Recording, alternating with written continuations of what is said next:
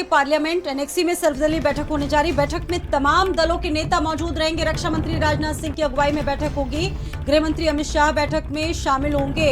यानी कि अब आगे पाक का खेल खत्म हो जाएगा। पार्लियामेंट की एनेक्सी में सर्वदलीय बैठक होगी जिसमें तमाम विपक्षी दलों के नेता होंगे, क्योंकि देश भर में दुख की घड़ी में विपक्ष भी सरकार के साथ है। आपने सुना होगा विपक्ष के तमाम नेताओं के एक स्वर में यही आवाज आई कि देश चाहता है कि जल्द से जल्द इस कार्रवाई का बदला लिया जाए। दीपक झा हमारे साथ मौजूद है। दीपक, दुख की इस घड़ी में विपक्ष भी सरकार का बखूबी साथ दे रहा है, समर्थन दे रहा है और आज सर्वदलीय बैठक होनी है। क्या अपडेट है इसको लेकर? कौन कौन से नेता शामिल होंगे? दीपक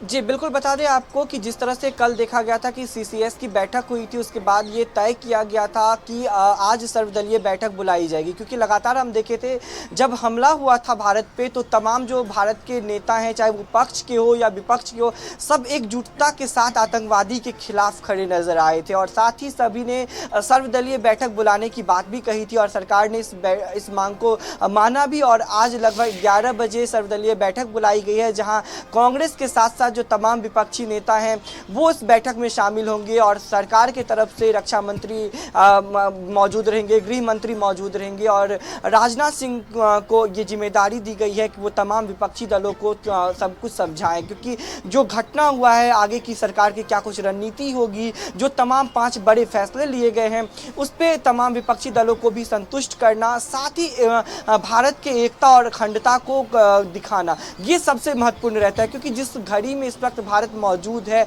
जो एक बड़ा फैसला लिया गया है आतंक के खिलाफ, इसमें तमाम जो देश के लोग हैं, जो पक्ष विपक्ष के लोग हैं, उनको एकजुटता के साथ खड़ा रहना होगा। और साथ ही हमने तस्वीरें भी देखी थी, चाहे वो पक्ष के नेता हों या फिर विपक्ष के नेता हों, सभी ने एक ही आवाज़ में आतंक के खिलाफ आवाज़ लगाया कि आतंक को खत्म किया जाए।